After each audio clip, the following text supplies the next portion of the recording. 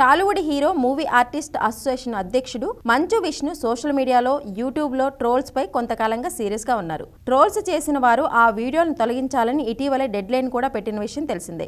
సినీ సెలబ్రిటీలను తీవ్రంగా ట్రోల్స్ చేస్తున్న కొన్ని యూట్యూబ్ ఛానళ్లు టెర్మినేట్ అయ్యేలా మా చర్యలు తీసుకుంటోంది. అయితే తాజాగా ఈమెయిల్స్ రచ్చ మొదలైంది.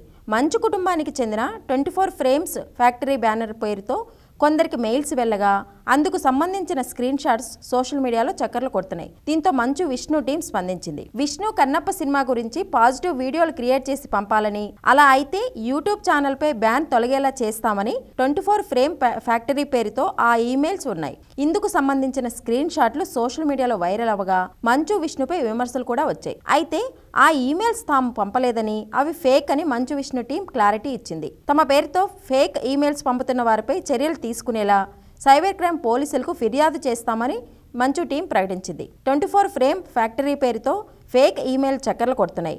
మేము ఆ ఈమెయిల్ను పంపలేదు, వాటిని ఎవరూ పట్టించుకోవద్దని కోరుతున్నాం. మా పేరుతో ఫేక్ ఈమెయిల్స్ పంపుతున్న వాళ్ళని గుర్తించేందుకు త్వరలోనే సైబర్ క్రైమ్కు ఫిర్యాదు చేస్తామని పేర్కొంది. సోషల్ మీడియాలో ఇష్టం వచ్చినట్లు కామెంట్లు చేయడం, ట్రోల్స్ పేరుతో అభ్యంతరకరంగా వీడియోలు చేయడం సరికాదంటూ ఇటీవలే ఆగ్రహం వ్యక్తం చేశారు మంచు విష్ణు. నటీనటులపై అసభ్యకరంగా మాట్లాడిన వీడియోలను తీసేయాలంటూ వార్నింగ్ కూడా ఇచ్చారు. అనంతరం కొన్ని యూట్యూబ్ ఛానళ్లు రద్దు చేశారు.